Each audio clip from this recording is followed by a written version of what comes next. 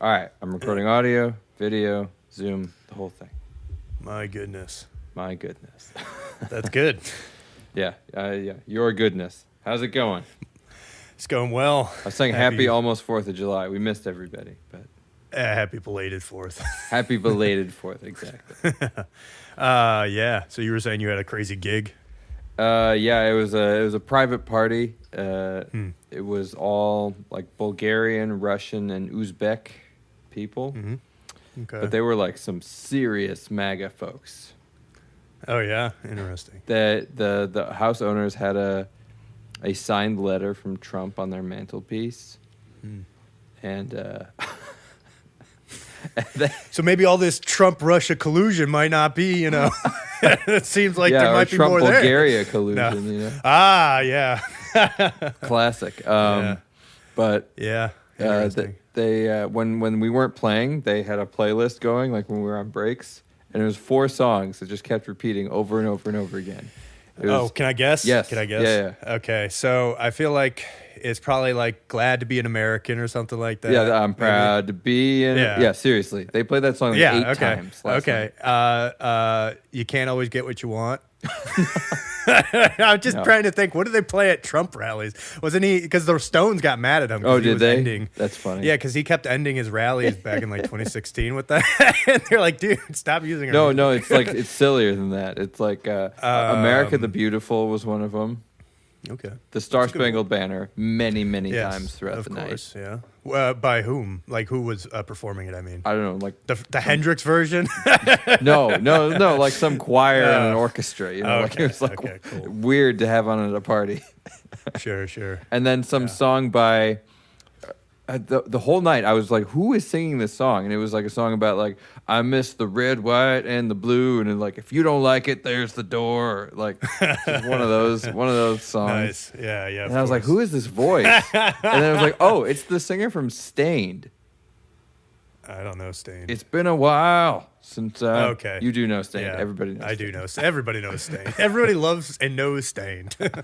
Yeah. I was like, is that the guy that sings that "It's Been a While" song? And he just went totally like America MAGA. First Country, which is perfect for the chapter that we read today. Actually, like it's insane. Yeah, this song really was the is, most ridiculous song I've ever heard. He's like, they're probably tearing down statues in a town near you.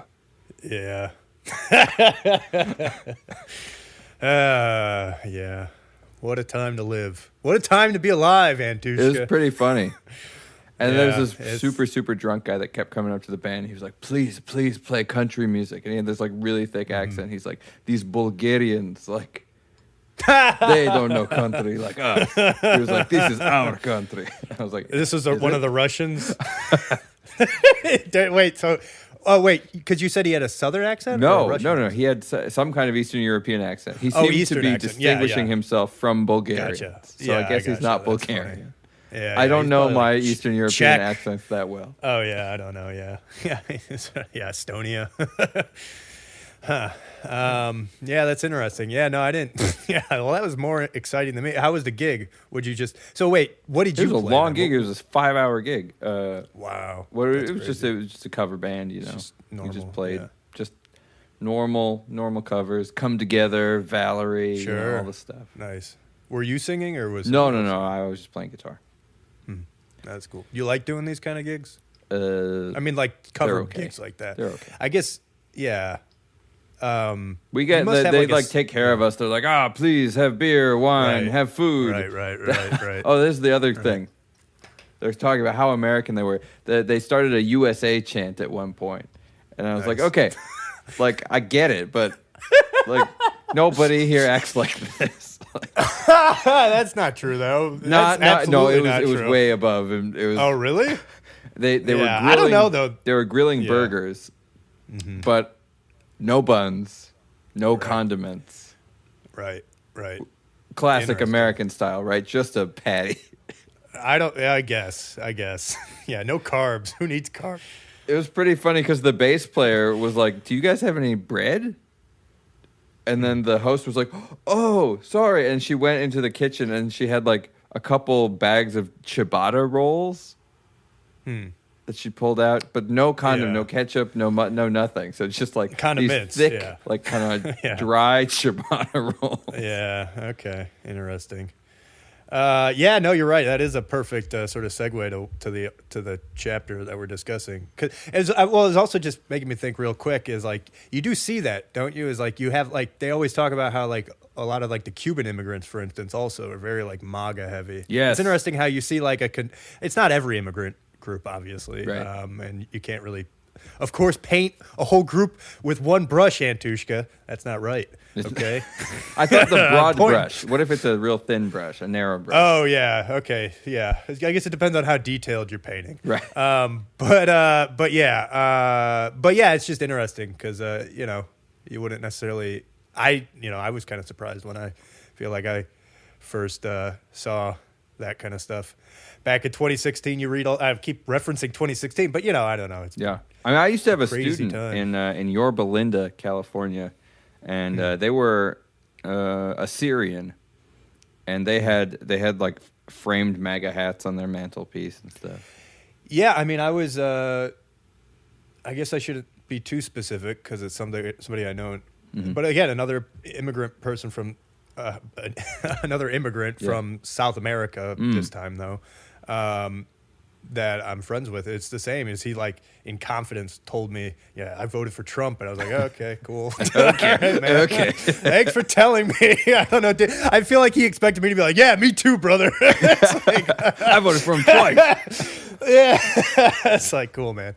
No, Cool. but anyway, it's just interesting. Yeah. Obviously, I'm not trying to get political here in the public domain. Yeah, But, I mean, it's just I interesting. have no opinion on it. I just think it's like it's sort of entertaining to see a crowd of Bulgarians like Right. chanting USA. No, I agree. They're more American than you and I. Yeah, In some- exactly. or they're That's, like, trying what- to be what's more sort American. of funny about the whole thing. Yeah, exactly. Yeah, that is funny. And like playing "I'm Yeah. Proud to Be an American" so many times. I heard that song so many times yesterday. Yeah. Yeah, it's interesting because it's like I kind of had the opposite experience where I was hanging around. It's just the people I'm around. Right. We're all very tiptoeing around being too happy on the 4th. You know what I mean? Which is also kind of funny. I feel like It's that's really amplified this year. Yes. I feel like felt that way it's too. been sort of there's always been kind of a dull roar of that in the sort of like liberal academic-y crowd, but this year it felt different. It felt like it's not okay to like this holiday. Yeah, that's interesting. Yeah, maybe. Yeah, maybe. I guess I hadn't. I mean, it could be just coming out of COVID. It was like we hadn't really. I think it's COVID. I think it's probably also the making Juneteenth a federal holiday because they're kind of like in opposition to each other now. Yes, and that has certainly been. You go on Instagram and you read comments, and that's certainly a lot true. of. I think the debates, which I had a Juneteenth gig also, but no USA chanting. There were several black Hebrew Israelite tents there though. Oh, very cool. Yeah. Did you talk with them? No, I don't think they wanted to talk. Did you evangelize them? I to whatever evangelized them. Yeah. Like, yeah. To whatever it is that you believe. Yeah, no, that's interesting. It's certainly a crazy time to be alive. Second time I've said that. That's how you know it's true. And yeah, no, it certainly does feed into this last chapter, I would say, pretty well because I mean that's essentially what it's talking about. Do you wanna tee it off? Sure. It was a nice short chapter, which was good for me because a lot of gigs and a baby, and so getting time to read is tough. Yeah. It was great. I was reading it on my iPad on a music stand today, holding her because she doesn't like when I sit, so I have to read standing up. Well, that's probably helps you concentrate. Sometimes I'll read standing up when I'm like, if I'm reading something dense and I need to like stop falling asleep, basically, I'll stand up and walk and read. Like I'm seriously pacing my apartment. Oh yeah, no, dude, that falling asleep while reading thing is a problem. Start nodding off. Yeah, I mean, it's funny because it's like, oh, wow, for some reason, whenever I lay down and try to read, I fall asleep. I put on my jammies. And yeah, you get all comfortable, get under a blanket. What do you know? You fall asleep. Who would have thought? Yeah. But yeah, so it's a chapter kind of talking about the dichotomy of two social movements in the U.S. with kind of a little bit of a third one at the end. But the rise of sort of the patriotic and sort of Christian traditional values country music scene versus the rise of the hippie movement in the 60s. And then at the very end, it brings in the union workers in Michigan in the Midwest. Right. And it sort of draws dichotomies and also similarities between them about how, in a lot of ways, they're all maintaining sort of semblances of puritanical values in their own ways. And they're all sort of being renegades in their own ways, although probably the country singers at the beginning are the least renegade of the bunch. I think it's interesting, the country singers specifically, because the rest of the book kind of, we didn't get through all of these chapters because some of them were maybe too... spicy. Racy. Yeah. But when he talks about the Irish becoming white, the process of sort of the whiteification of the Irish, he talks about how when Irish immigrants came here first, they involved themselves in sort of the degenerate parts of society. They started gangs, they ran brothels, they were drunkards, things like that. But then eventually they became the police. And then there's this other stereotype that has come up, you know, if you're in Boston, all cops are Irish, kind of a thing. Or any Philadelphia, New York. Right, exactly. Chicago. So somehow this group of people who were sort of the lowest rung of society, brawling in bars, became sort of the paragon of the enforcement of establishment values. He also talks about it with the gay movement and the movement for gay marriage, and the change from the gay movement of the 60s being very renegade, being we want to live the way we want to live and like get the hell out of our business, to we want to be officially recognized through marriage. It's not like we're just going to do our lives the way we want it to be. We want the system to recognize us and welcome us in to the system. We want to have tax benefits. We want all of these things that are very systemic versus renegade. Yeah, no, that was kind of an interesting point that he was sort of driving at, is that in some ways both, I guess is this what you were saying, is in that he's saying is that both of the groups were sort of trying to shirk the system in a way. Right. Or I guess, but then they become sort of anti-renegade. And so I think the same thing with this redneck movement. What's interesting, and I feel like he doesn't go into the history of rural, southern, poor white culture, but it's interesting because I read the movement in the 60s for country music to start supporting war, supporting the establishment, supporting the family, things like that, as being almost an appeal to say, hey, no, we're with the establishment. We're good people. Don't leave us behind, kind of a thing. Yeah, that's interesting. And I don't know if it's even conscious to that level. I don't think there's a committee of people that are like, here, let's do this. Do you remember if, because what you said actually wasn't exactly how I recalled, but I read it sort of at the beginning of the week, so my memory is already kind of fuzzy. So you said that they both sort of started as renegades and then became like the system, but I got the impression. Oh, I was saying the Irish and gay community and black community. Yes. And the liberals. Yes. Like the hippies, because that was what they were saying, is like the hippies started as these renegades and then sort of became, I mean, it's the system in some ways. Right. I mean, I feel like hippies sort of by definition are always somewhat renegades. I took the point that he was making about hippies as, while they were renegades with respect to society at large, the systems that they ended up developing were highly controlled and highly puritanical. Within their system. Like the communes, you'd find rigid work structures where actually they're working way harder than anybody else in society. Right. But then it's the fact that they didn't last, and then they sort of incorporated into themselves into society and became yuppies in the Sure. 80s. But I guess he didn't really talk about that. But Yeah. that's kind of how I sort of read it. Because that's basically seems to be what happened. Right. You know, it's like you can only do that for so long in your 20s when you have the energy, and 30s and maybe 40s. Right.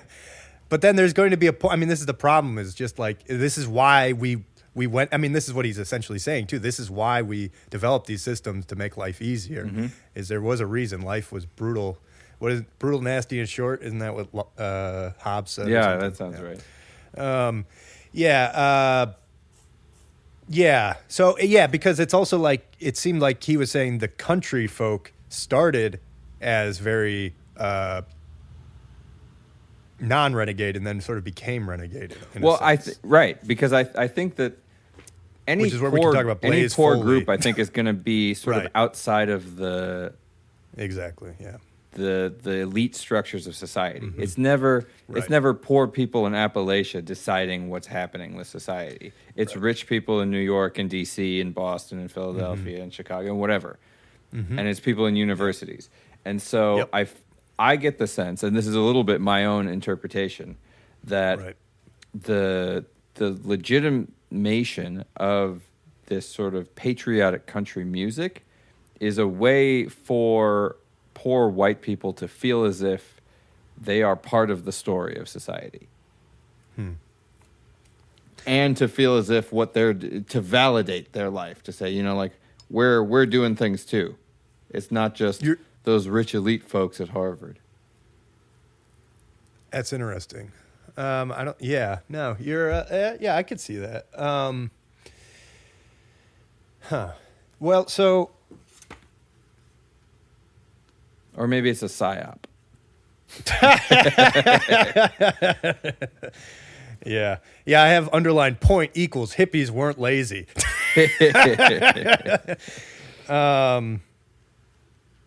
Yeah. What's interesting is I didn't realize that pro-war country music went back so far. I associate it with starting post 9/11. Yeah. I don't know yeah. that many pro-Vietnam War songs at all. Like, I feel like they Yeah. haven't lasted or something.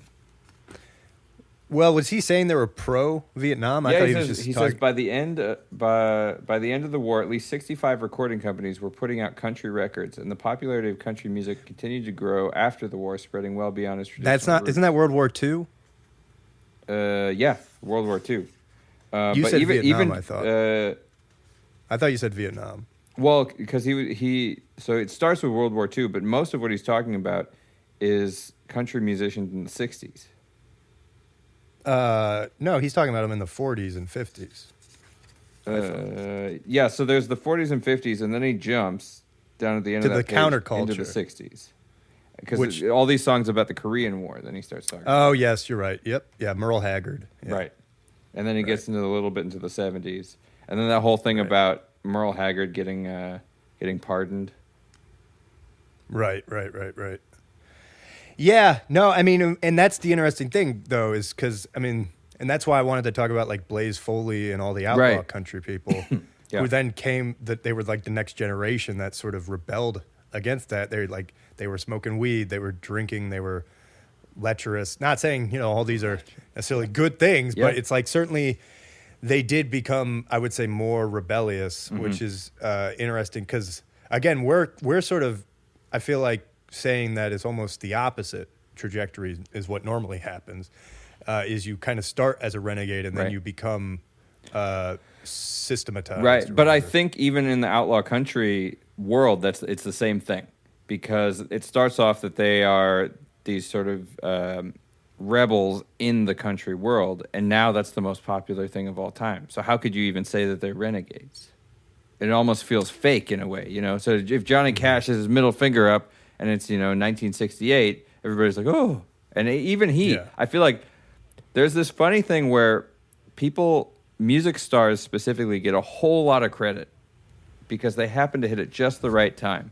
Like Bob Dylan and Johnny Cash, and I know David Bowie gets tons of credit for being this sort of uber experimental something, when actually there were a bunch of people doing what he did, and he happened to just become famous sort of at the end of the beginning of the movement. So it's not right at the roots where nobody knows about it, and it's like really, really renegade and grassroots. It's just as it peaks, and so he's considered the progenitor of the whole thing. And then 20 years later, it's sort of old news, and nobody cares anymore. Yeah, or it's become highly commercialized, and it's, right. Yeah, on MTV. Yeah, no, I certainly agree with you that, like, there's tons of, I mean, you listen to people in the 60s and everybody's singing like Bob Dylan. And it's like, Bob Dylan didn't come up with that style. It's like he was obviously traveling the country and picked it up as he was traveling the country. Right. So I agree with you that, for whatever reason, cultural movements will hone in on, and often it is contrived, like, somebody is making these people stars, obviously. Right. But yeah, what you're saying makes me think, like, you could probably scientifically study that, is like, when did, I guess, like, the number of country or pro-war records comes out, and then, when did Merle Haggard come onto the scene? Right. But I see what you're saying. But that's also was making me think how Merle Haggard, so he was like the epitome, I guess, of the patriotic country music, is what essentially Thaddeus is saying, right? Well, wasn't he saying that Merle Haggard is sort of a contradiction in himself? Because, I mean, he wound up... You obviously got this chapter much better than I did, so you tell me. I feel like I'm floundering here. Oh, really? Well, because Merle Haggard was in prison, and he had to be pardoned. Yeah. But yes, so Merle Haggard was... he has the song examples here that... he had the what was he? Warned that anti-war protesters were walking on the fighting side of me, in quotes. So yeah, definitely pro-war, but ending up also being involved in sort of that more outlaw country scene and being involved in more degenerate activities. Because I think that at least some of it, when he was talking about songs like Stand By Your Man and early Dolly Parton songs that were really celebrating traditional values, traditional, male-female relationship types and things like that. Yeah, so I guess that goes into... And then the Working Man Blues with Merle Haggard, also the traditional values, the whole thing about you're going to work yourself to death just because you have a wife and kids to support, kind of a thing. Mm-hmm. Yeah, and then that's where the similarities between them and the hippie movement were drawn. Because I would say that was the big take-home I had from the chapter, is him basically saying, like, these people really aren't that different, which, it's like they both were sort of hard workers, even though, maybe it was the hippies were called lazy, but, and they were both kind of renegades in their own way, like you were saying. And so... I don't know. Is that sort of what you felt like the big take-home was? Yeah, I think so. I think that they're hard workers in different sorts of ways. I liked his statement about, indeed, this was about the hippies. Indeed, it seemed like they were living that way also just to do things arduously. Right. The hippie rejection of technology and modern means of living ended up in a situation where they were sort of valuing work just for itself. Right. Yeah. To sort of to little avail. Like, it's not actually that sustainable a way of living. Right. Which is why it didn't last. Among other reasons, I suppose. Here's can I read this last one of the last sentences, just because I felt like this does seem to be what his thesis of the book is. Yeah. So I thought it would be, and it's getting at what we're kind of talking about sacrifice, right? Indeed, if Americans throughout history had only sacrificed themselves and made themselves, quote, good, what kind of society would we live in now? To answer that question, you might count the things in this book that you value in your own life or wish to enjoy, then imagine them as impossibilities. Renegades made illicit joys not only possible, but real. They didn't intend their actions as gifts to us, but now is our chance to accept them as gifts, take the side of the renegades when the guardians of social order try to keep them down, and take more. Nice. So it's, it's a very, yes, I feel like I should have like a Che Guevara hat on or something. I don't know. Yeah. But you know, there's definitely parts of that I agree with. About, you know, sacrificing, like that one thing about sacrificing themselves and made themselves good. What kind of society would they live in now? It is that idea of like, if you're just, I feel like we are really focused on ourselves today, and there's not a lot of people that are trying to look out for the future generations as much as maybe you had in the past, because we're all sort of so centralized, and so many of us aren't having kids. I mean, you know, we're about the same age. I don't have a kid. And yeah, so it was just interesting. So that I resonate with. The problem is, it's like, but now is our chance to accept them as gifts, take the side of renegades when the guardians of social order try to keep them down and take more. It's like, there is a problem to say that any guardians of social order is bad. You know what I mean? Like, I don't know if it's saying that it's bad necessarily. I think, well, it's saying that if you try to keep, when the guardians, you're right. I didn't finish that. When the guardians of social order try to keep them down. Well, I remain, because it's this, take the side of renegades. Cause it's like, well, renegades aren't always going to be on like the good side of history, is I guess my point. Right. Even though he's making the point that renegades were. Do you think that there is a good side of history? Yeah, I guess it would be one of. Yeah, okay. Social order, strict social order. No, because honestly, I think it's probably about maximizing individual freedom and minimizing outer harm. You know what I mean? Okay. Like, sure. Like, you want to maximize your own freedom at the limit of other people's detriment, I guess. Or like, you don't want to hurt other people's in trying to get your own freedom necessarily. Yeah. You know, it's like, but it's obviously, this is a complicated question. And this is where I think it's just, we, having removed ourselves from the state of nature so much, forget how brutal life is. And I mean, I just like was watching, I don't know why. I got it like 2 nights ago on YouTube, was just watching a hippopotamus compilation video. Highly recommend. Just type in hippopotamus in like fighting animals. Because hippos are like pretty amazing animals, right? They're wild. I mean, they're super violent, but they're pretty cool. Obviously, you don't want to go up and, you know. They're also adorable too. They're adorable, but they're very violent. But they can, I mean, they're just very interesting. But anyway, the point is, it's just like you see animals ravage each other. And it also, it's just like, you see like, it's just the brutality of the animal kingdom. We all know this. What am I saying? But, you know, and then you remember, it's also making me think about now how we constantly try to sort of coddle our kids. Understandably, I was coddled. You I'm sure was coddled to an extent. Though you are quite grizzled, Antushka. Grizzled? I'm just kidding.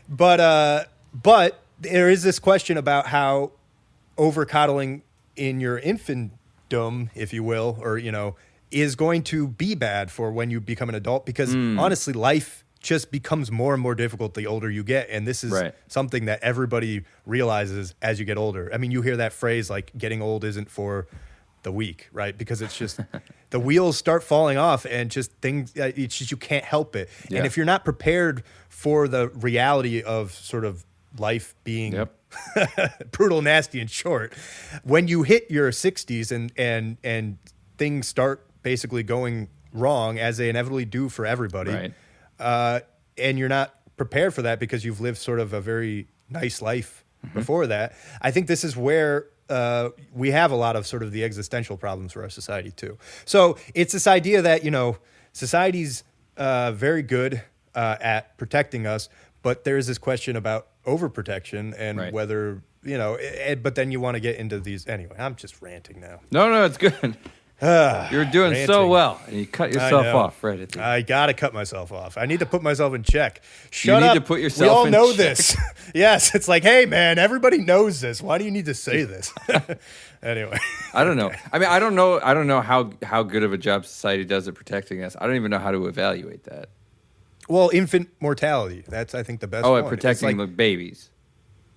Well, yeah, but it's like there was a lot. I mean, there's an issue, obviously, that we inevitably die. Everybody dies. Right. So that's the Wait, hardest.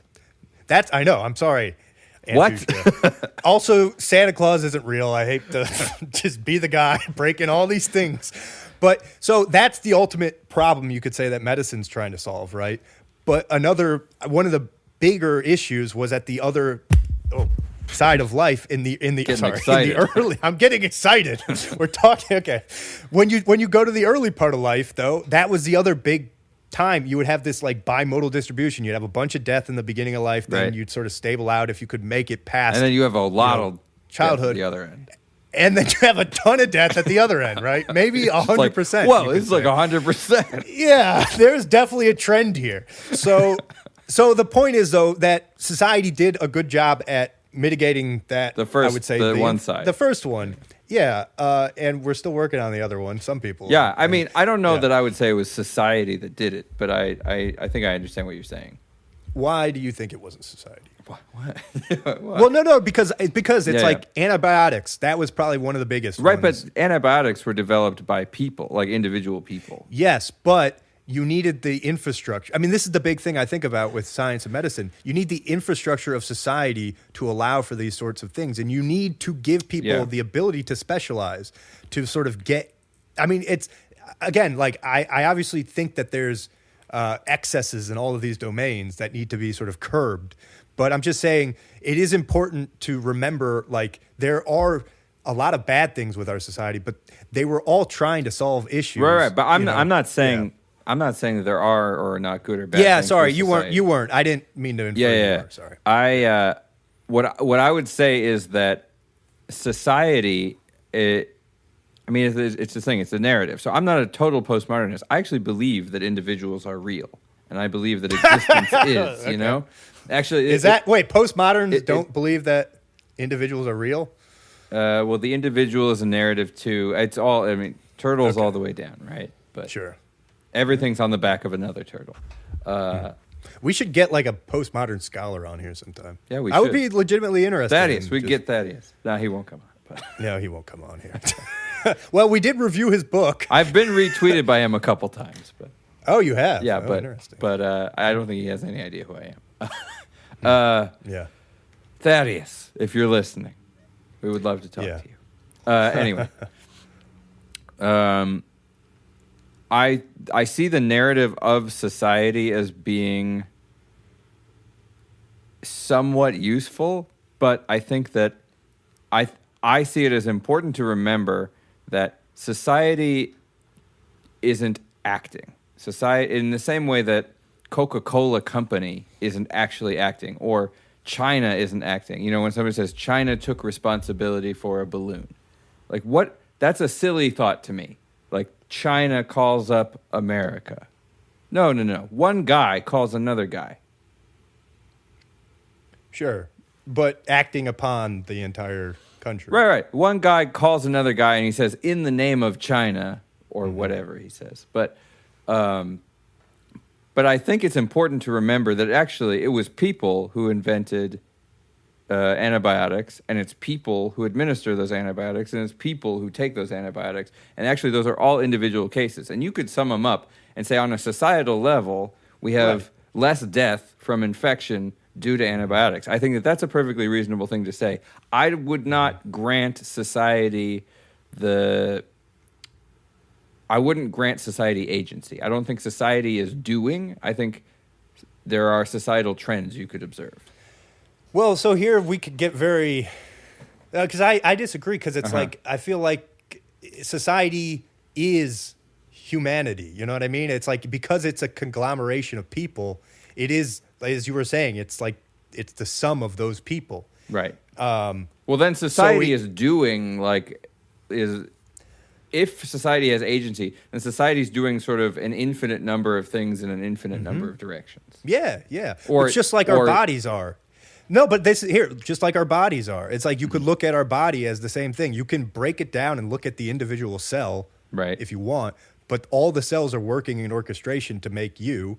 And I agree, you know, there's things that can be said about, you know, whether you're really one thing or multiple things at once, but there is some kind of singularity. I guess this developing. is where maybe it's like a theology that I have almost, or a religious belief. Like, I don't believe in AI. I don't think that it's intelligence in a sentient way. I understand that a computer is more than the sum of its parts. It's a series of, wires and chips and voltages and all sorts of stuff, and then all of a sudden we can talk on Zoom, and that's crazy. But that doesn't mean to me that it has agency. I think that agency, the ability to act, if there's anything I believe that's religious, it's that. It's that the ability to act is a unique property of certain living things. I don't think it's just humans. I think, owls also have the ability to act. They probably think about it less than we do, so maybe they have slightly less ability to act than we do. I'm not entirely You're talking about like volition. You're talking about will, volition, or whatever. Right. But it's this whole thing. And Rose Wilder Lane writes about this, about how if you act, you're actually showing that you believe in God. And I think that attributing action to things that don't act is a mistake. So in the same way that I don't believe that artificial intelligence is truly acting or thinking in the same way that we are, I don't think that society is either. Society is a blanket term to describe sort of a summation of actions. Yeah, but still, see, here I disagree, because it's like, again, I feel like it's just you're looking at it at a different scale. And when you're looking at humans on the scale of society, they are sort of different. Just like when you look at humans on the scale of, right now, we're different than if you look at us at the scale of cellular level. And I feel like, maybe you could say it's an emergent property of sorts, or from all the connections of people, just like we're an emergent property of all the connections of cells. Because again, it's like it's an orchestration of parts to make this willful thing happen. I think that there is a level at which I might agree with you, but it would be actually very difficult to determine. So something like true democratic like society wants slavery to be abolished, meaning that 75% of the people in your society don't want slavery.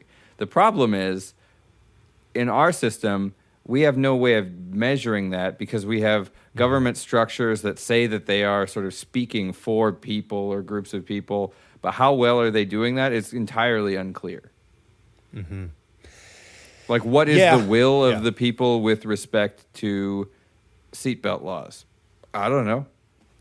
Well, and so that's a good point, because we got on this conversation because you were asking, like, what was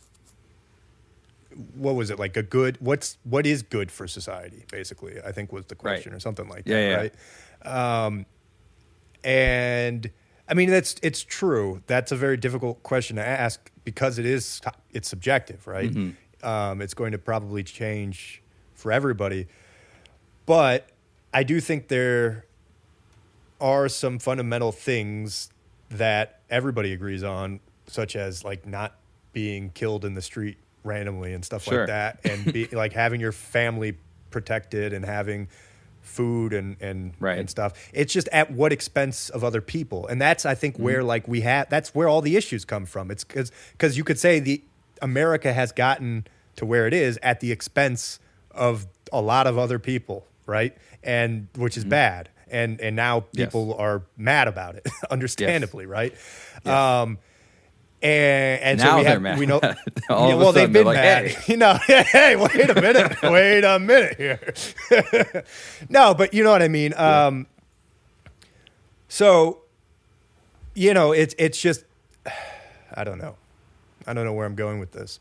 I was just trying to get us back to sort of the fundamental point, which I think is unanswerable. Right.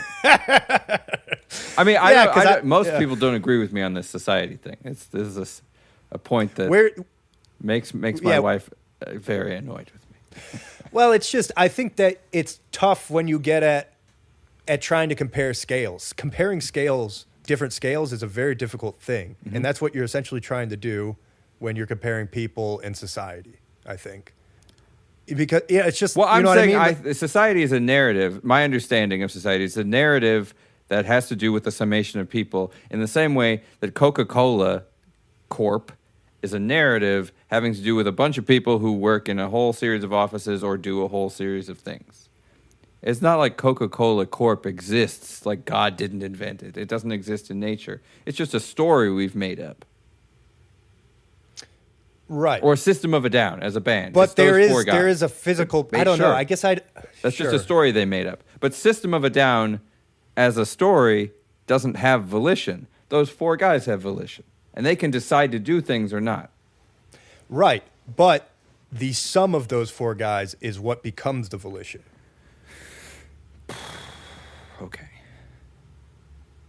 You know, because it's like, not necessarily the sum, it's a more complicated, because one person could have more sway of the group than the 3 others. Well, actually, so right? here's a question. So let's say that 3 of the guys want to do a ballad and 1 guy wants to do a new hard rock song.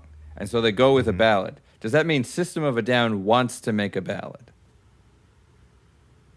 See, that sounds weird, right? That doesn't really make sense. I see what you're saying. Yeah.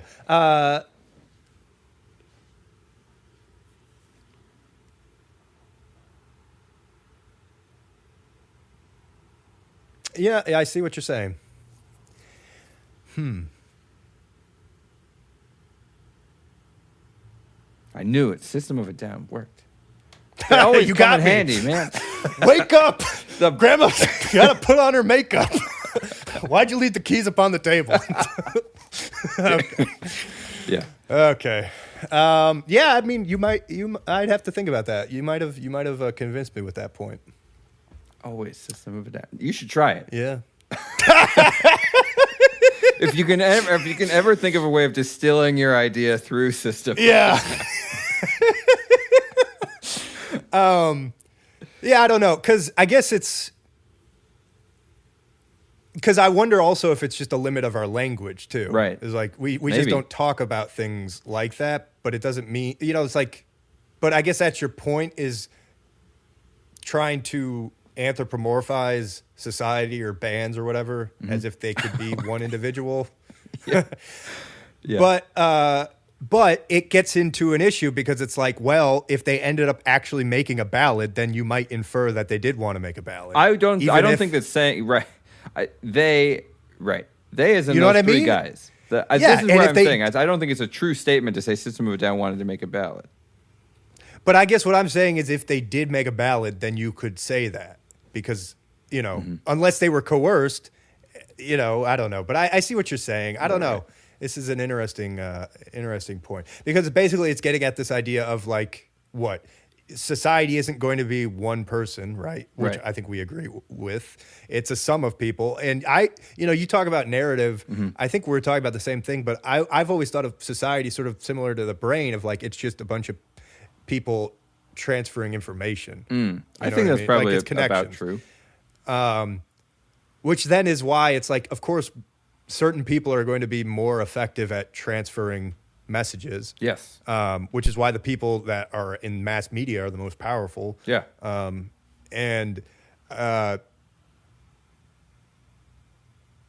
Yeah. So I don't know. I don't know if we're breaking any any new I ground think here, that though. it makes sense why the people who are in power are in power. That doesn't confuse me. It's that I don't think that they're necessarily right about what they're saying. Right. Well, and I see what you're saying, where it's like, is it right to say that just because one person who holds a lot of power and dictates the direction of the group, is it right to say that the group is doing that, or is it right to even put volition on a group? Right. I mean, I think it makes sense to say the group is doing that. If you have a leader of your group and he says we're going to go west, and then you all go west, I think it makes sense to say the group is going west. No, so yeah, because your point was using the word want as if they have a desire, a greater desire, right? Or like they're, but yeah, I don't know. I don't know. I'll have to think about this one. I don't know if we're breaking any ground at this point, though. Okay. I think you've gotten me over to your point a little bit, though. I will say that. Okay. Well, what else from the chapter? Anything else interesting? I thought the auto workers thing was kind of interesting too. Yeah, I feel like it's a summation of what you were talking about when the guardians of social order try and keep them down. In this case, it's not about the government versus the people or something like that. It's actually about the leaders of of a workers' union against the workers in that exact same union. Yeah, dude, I did not read this chapter very well. I do remember that, but yeah, I don't know. So what do you want to comment on that more? And I'll sort of. I mean, I think it's just it's essentially a quick summation about the workers being dissatisfied with their work, and I extrapolate a little bit. Oh, that's right.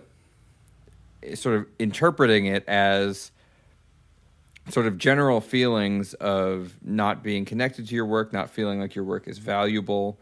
And the heads of the union are really pushing this sort of more socialistic idea of, workers owning the means of production, which is an interesting thing because that requires them also taking on the liability for that production.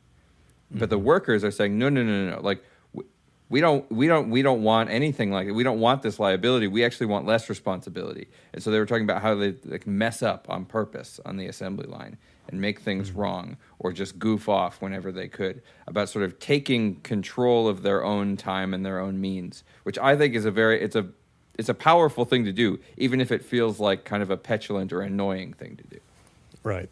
Yeah, no, and this is making me think about something we were sort of starting to talk about before, about how it's like it's the problem with society, at least our society right now, is that it's been at the expense of many people. Right. And so some people are able to live very well, and I would say people like Steven Pinker would argue everybody is living much better than everybody did 100 years ago, which I think I agree to an extent. But it doesn't change the fact that there are still people that are sort of thrown into a meat grinder of sorts. Yeah. Like you need people to be working these factory jobs and stuff like that to live in the industrial society that we live in. And that is a very, you are a cog. Yeah. And this is the thing where it's like that I go about after too, is about, that's a tangent. I won't get into that. But we can talk about that another day. I mean, I think it's this whole thing. I have a bent where I think that being paid hourly is one of the worst affronts to mankind possible. I think that your time is the most valuable thing you possibly have. And so selling it for $15, $20, $30, $50 an hour, it's crazy. It's a crazy thing to do. You are like way underselling your time. And so I think that all these arguments about adjusting the minimum wage and all, it's all the wrong. I understand the purpose of the argument. I don't think it's an evil argument. I just think you're looking at things, you're valuing things all wrong. Right. No, it's the changing the goalpost. Right. And that's what you could say the elites who have owned the means of production. They don't get paid by the hour. No right. way. And you move the goalpost is the point. Is you make the debate not about this fundamental question of like, should it be the hour versus salary, but make it like, should there be a minimum hour? Yeah, I completely agree. You see that all over the place. Like it's such an insult to say we should be paying you $20 an hour versus $15 an hour. It's like, no, you shouldn't be paying me by the hour. You should be paying me for the labor I'm doing for you. Yeah. Yeah. No, it's true. Like my hours are mine. They're not yours. Because I'm going to die. And your hours are yours because you're going to die. You sound like Jimi Hendrix. What? I'm the one that's got to die when it's time for me to die. So let me live my life the way I want to. If 6 was 9, Antushka. Right. But this is actually where like the country thing at the beginning, that like I'm going to work myself to the bone to pay for these kids. It's honestly, it's a tragic existence. And I feel like part of it is like I'm a spoiled millennial. And so like I don't like working like that, but I hate working like that. I feel like people who are in jobs where they just have to fill time is the most depressing thing I can think of. Yeah. I understand that there's jobs that people need done. And great, go do those jobs and then get paid for it. That's cool. But just filling hours. Sorry. I was actually talking to somebody, I should say, about this recently because another millennial. And I feel like it is a very sort of millennial mentality. I mean, there's a whole anti-work Reddit subreddit, you know? I remember. And And I do think it's sort of a very big generational divide, which is funny because, again, it's like the boomers, our parents, or my parents at least, I guess yours are a little younger. But, yeah, they were the ones that started pushing against that, right, as we have discussed with this book. So it is a little bit interesting, too, because it's like they sort of started this shift away from the... I mean, we've really been fighting this since the beginning of the 1800s when the Industrial Revolution and the factory sprung up anyway. But, yeah, I don't know. I completely agree with you, though, about the idea of time being the most valuable asset and that sort of selling it is... I mean, like, how do you feel, though? I guess you at least have... Because you presumably work hourly. Whenever you do a gig, you're getting paid hourly, right? I mean, it's usually a guarantee. I mean, sometimes I try and like calculate it by the hour, but that's a great way to make myself upset. I see. So you have like a set, really though? So you just have like a set thing? Because the way that I that? bargain has everything to do with the value I bring to the business. And this is actually the trick of being a musician, because it's not like I have some huge fan base.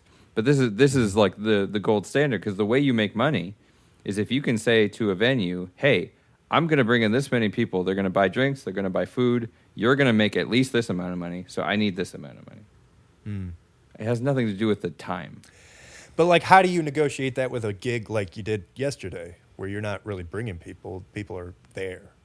So it's just what value are we providing as a band to the event, and then so like what you say is, what is your entertainment budget, and are we able to accommodate what you need based on your budget?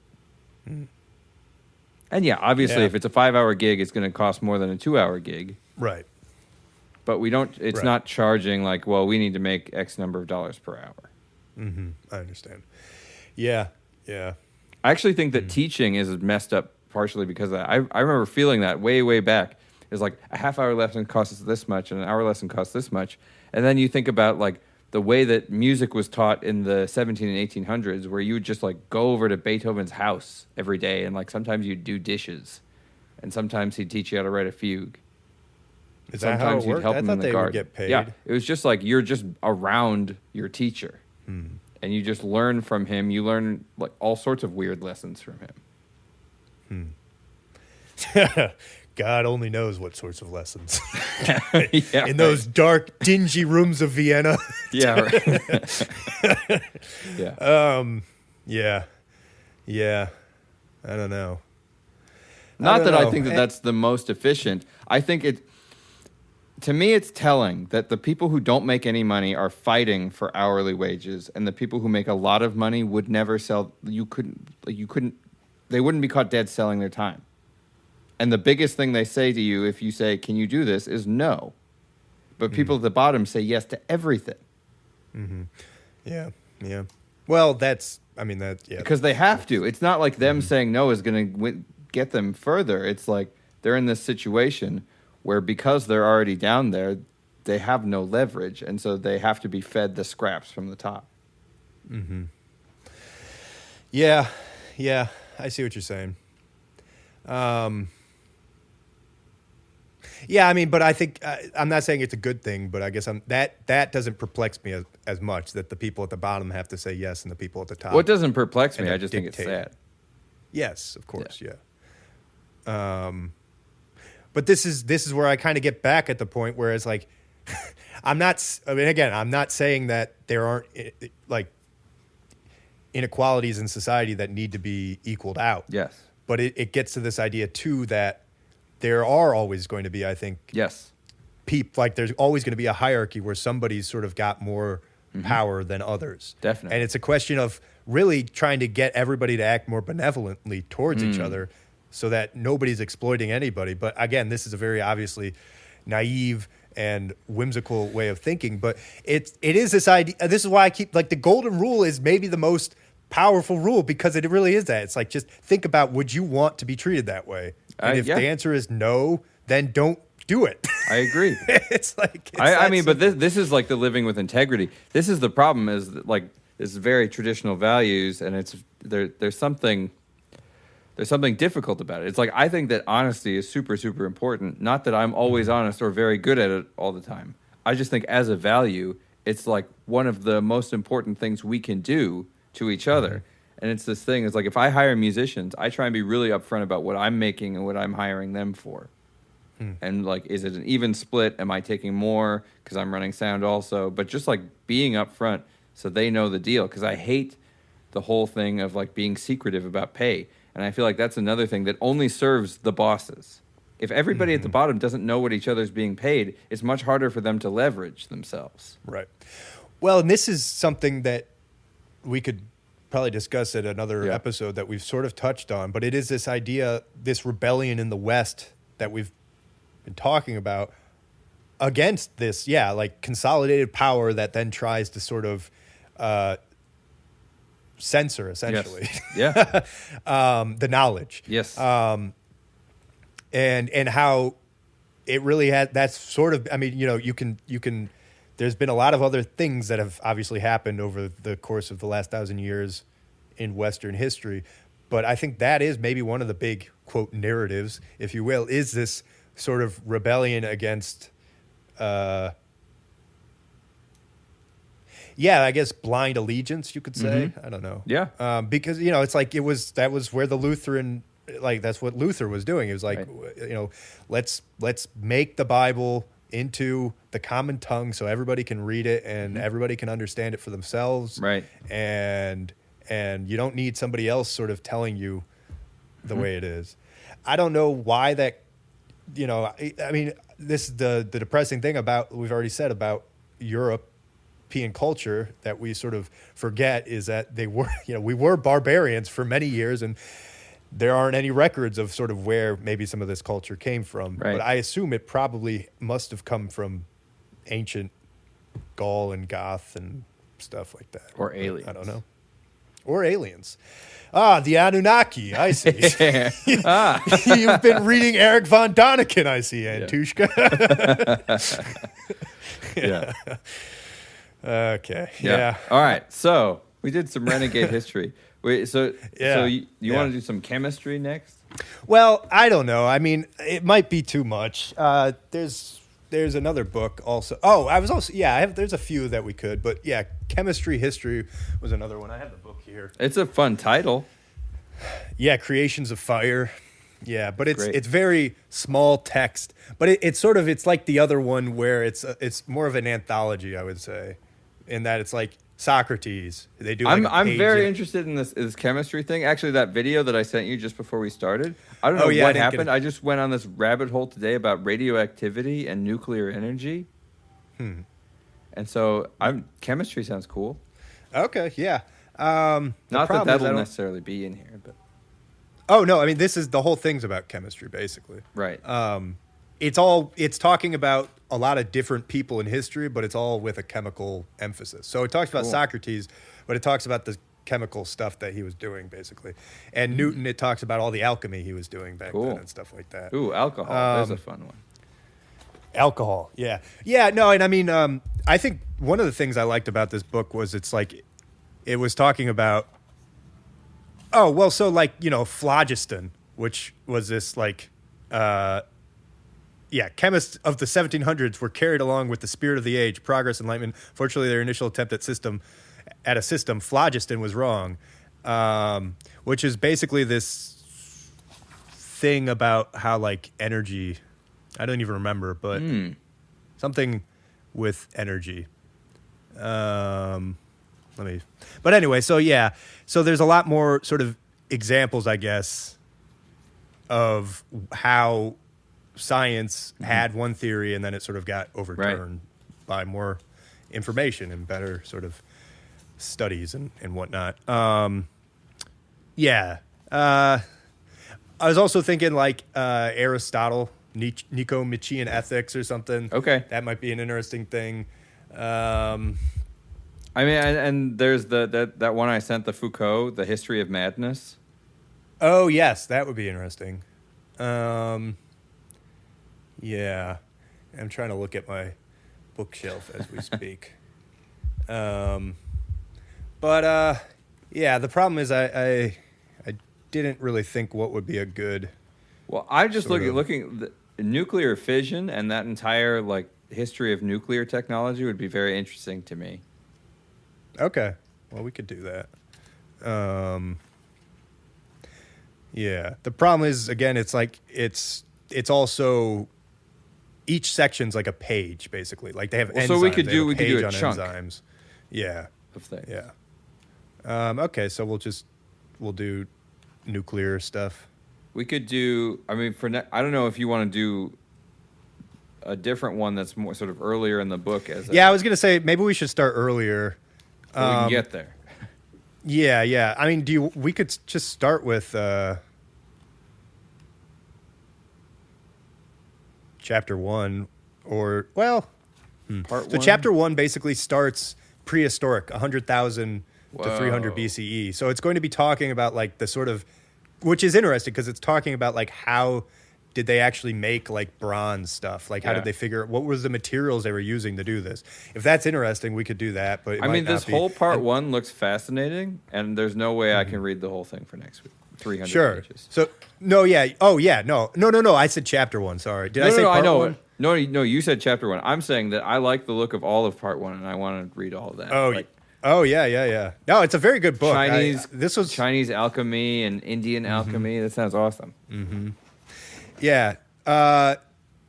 So I don't know, or we could start with like chapter 2, Alexandria and alchemy.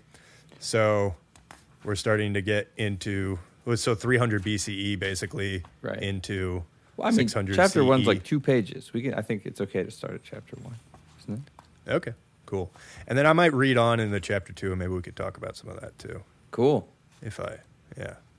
Yeah, this will be good. It's been a long time. This is like one of the books that got me into science. Nice. This is Bill Bryson's Brief History of Nearly Everything.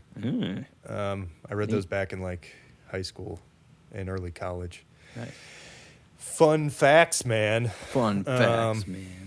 Yeah, not really. So what did you think of Renegade history overall? So I agree with you about the citation thing. I thought that before too. No, yeah, and I mean there was another actually point where he like was mentioning work hours, and I was like, well, this would be a good thing be a good place to have a citation. Yeah. But they also point us to an explanation for the lack of a widespread or sustained shorter hours movement in the 20th century, as well as the fact that by the end of the century, American employees worked an average from 100 to 300 hours more per year than did workers in Western Europe. Mm-hmm. Which I thought that may well be true. That doesn't sound that weird. If we have a 40-hour work week and they have a 32-hour over the course of a year. No, yes. But it's like, I see what you're saying. But is that, I guess, did they have a 32-hour because it was by the end of the 20th century he's talking about, right? Yeah. Moving in the 20th century, I think. Yeah, okay. And that by the end, yes, by the end. So, yeah, you're right. Okay. But still, I mean, having a citation, even saying 32-hour work week, because I didn't know that. You know, he's just saying. It depends on the country, though. I think that France is a 32-hour work week. Yeah. Sorry. But anyway, so another sort of example of the citation thing.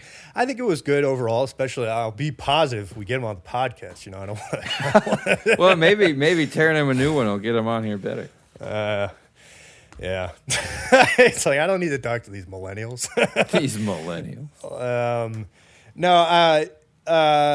But I don't know. I mean, honestly, I feel like I haven't read enough of it to really give a good, because we only read 4 chapters and there's just 3, right?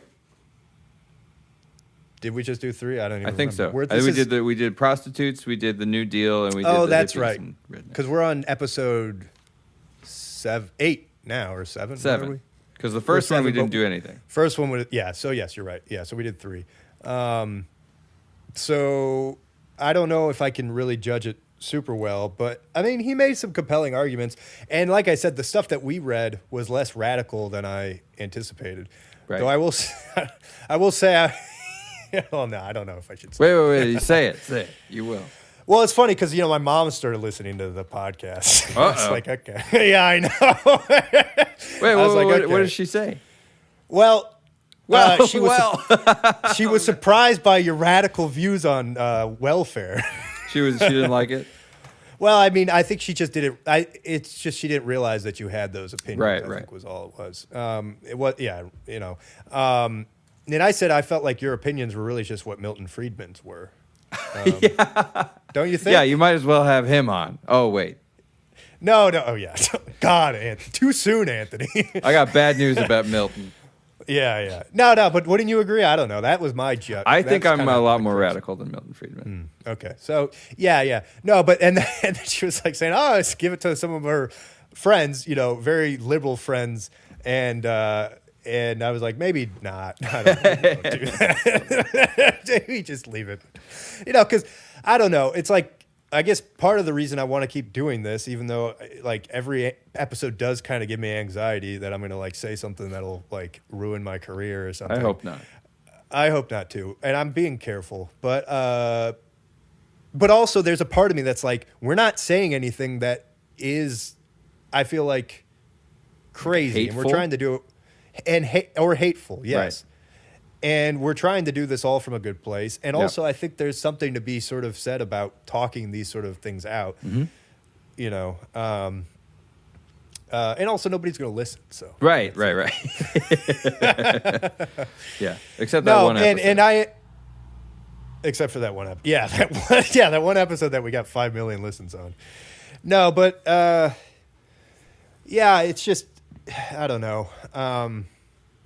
Yeah, it's more of just like, I don't feel like, even though the things that we're saying could be looked at as controversial in some ways, yeah, I think we're doing them from a good place. So, right. But we'll see. Who knows? Well, yeah, we'll see if it's a good place. Yeah, I might need to start learning how to barter for gigs, though, if I get kicked out. I'll have to come move to Austin or wherever you live. Right. Wait, we've already said you're in Austin, I think. I think so, yeah. Yeah. Sorry. It's a small town. You come here, you'll find me, you know. Yeah.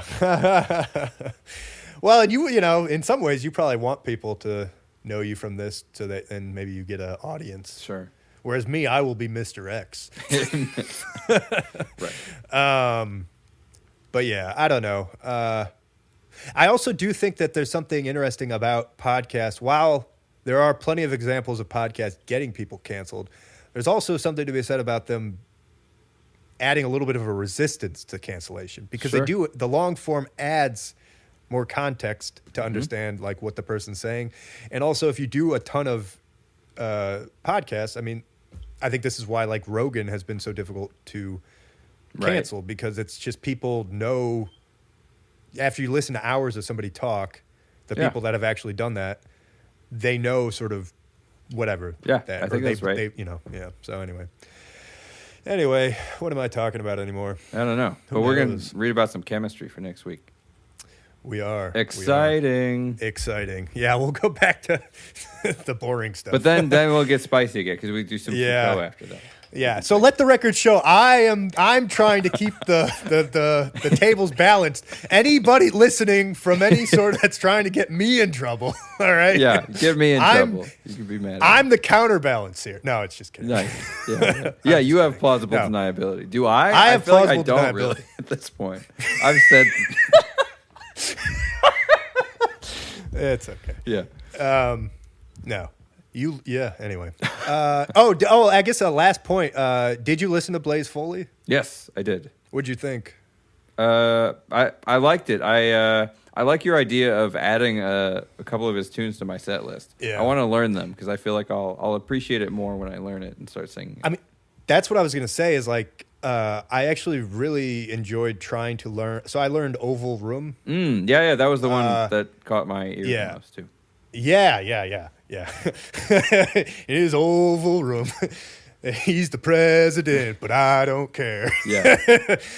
No, but I was learning a lot by learning the song, just the finger style sort of combinations, obviously. Because, you know, like us learning classical or being trained classically, we obviously learn a lot of different finger style combinations, but, you know, each genre, of course, has their idiosyncrasies.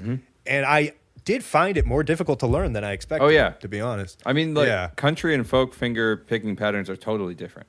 It's crazy. I was, and it makes sense when you think about it, because like a lot of them aren't utilizing the A finger, so you just have to be creative with it, whereas like so I basically refingered that song to do that. Nice.